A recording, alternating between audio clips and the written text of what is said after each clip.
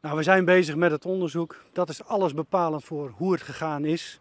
Eén ding staat vast. Er waren 2 mannen bezig met schoonmaakwerkzaamheden in de mestsilo. En dat is wat ik op dit moment erover kwijt kan. En al het andere komt voor later. De identiteit van de 3 slachtoffers en de persoon die weg is geraakt naar het ziekenhuis, is die bekend? Nou, een 42-jarige man uit Nijland, een 29-jarige man uit Joure, een 26-jarige man hier uit Makkinga, dat is de zoon van de eigenaar. En een man uit Veenhuizen, dat is de zwaargewonde man, die is naar het ziekenhuis gebracht. Wat is zijn toestand? Kritiek, ernstig, dus we moeten afwachten hoe zich dat gaat ontwikkelen. Nou hebben wij visueel kunnen waarnemen dat er een groot gat in de silo is geprobeerd te maken. Dat heeft, begreep ik, de vader nog geprobeerd. Die heeft geprobeerd om met zijn tractor een gat te maken om de mannen uit hun benarde positie te bevrijden. Dat is hem helaas niet gelukt. De brandweer heeft wel een gat kunnen maken in de silo.